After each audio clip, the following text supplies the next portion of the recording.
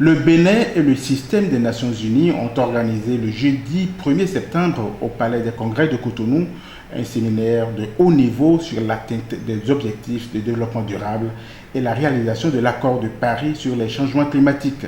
Presque la moitié du gouvernement, de nombreux députés, les partenaires au développement, les directeurs généraux de sociétés et offices d'État, directeurs centraux de l'administration publique, représentants des opérateurs économiques, du secteur privé, de la jeunesse et de la société civile ont pris part à cette rencontre.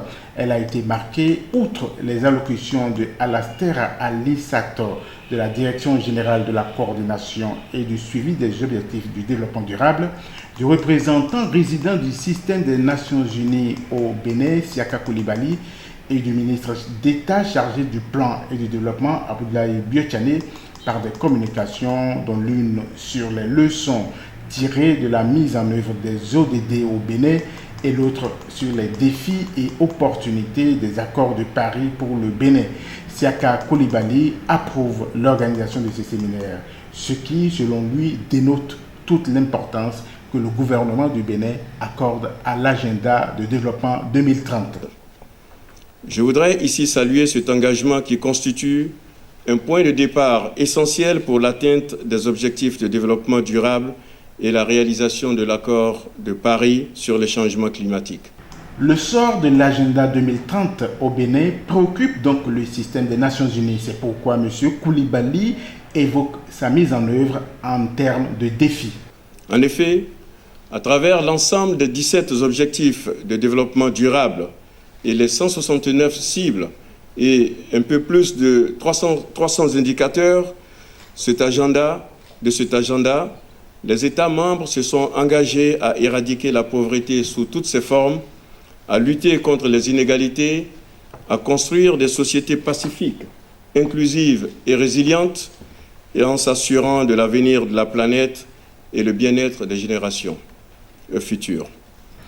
Le ministre d'État chargé du plan et du développement situe l'importance de ces assises. C'est pourquoi, à la veille de la 71e session de l'Assemblée générale des Nations Unies, qui se tiendra du 13 au 20 septembre 2016 à New York, nous voudrions engager tous les acteurs à faire d'une part le bilan des OMD et tirer les leçons de leur mise en œuvre dans notre pays au Bénin, et d'autre part, examiner la manière par laquelle le gouvernement et les autres acteurs entendent assurer la transition des OMD aux ODD pour garantir leur atteinte à l'horizon 2030.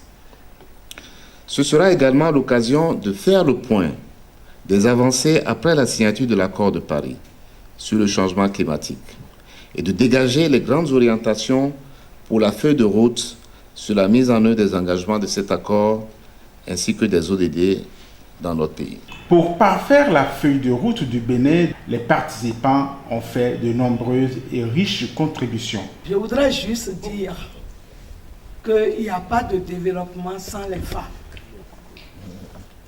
Nous avons commencé avec les OMD, notamment le 3 et le 4, mais aujourd'hui nous sommes avec les ODD, avec le 5, 6, 7, 8 et le 16.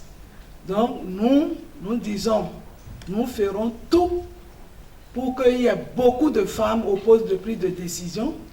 Nous ferons tout pour que l'intégration régionale devienne une réalité afin que nos femmes qui produisent puissent vraiment vendre dans la sous-région et ne pas avoir des soucis de l'extérieur.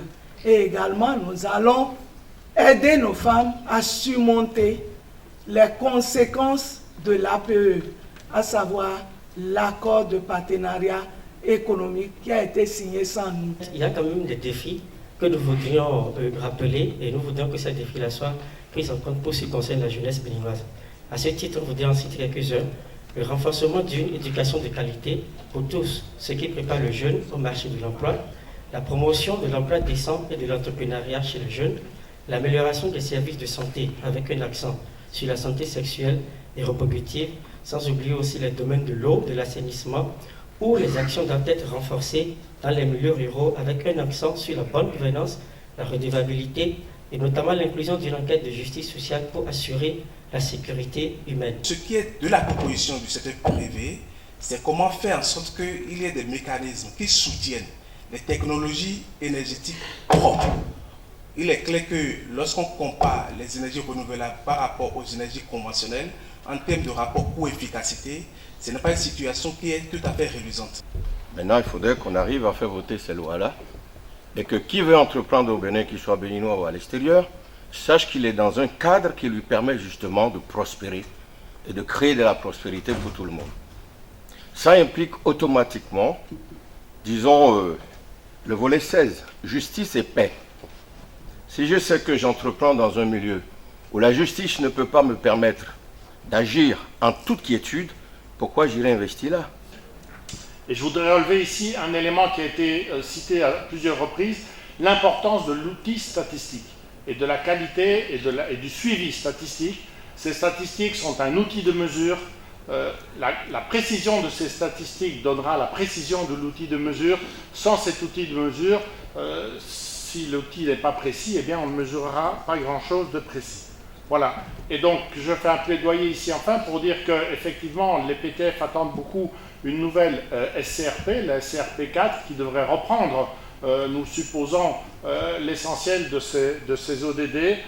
Et enfin, le souhait, je pense, de tous les PTF, c'est que tout ça se mette dans un souci principal et central de gouvernance. C'est-à-dire donner les moyens à l'Institut national de la statistique pour élaborer, construire les indicateurs et également pour voir les structures, toutes les structures des personnes habilitées à collecter les informations.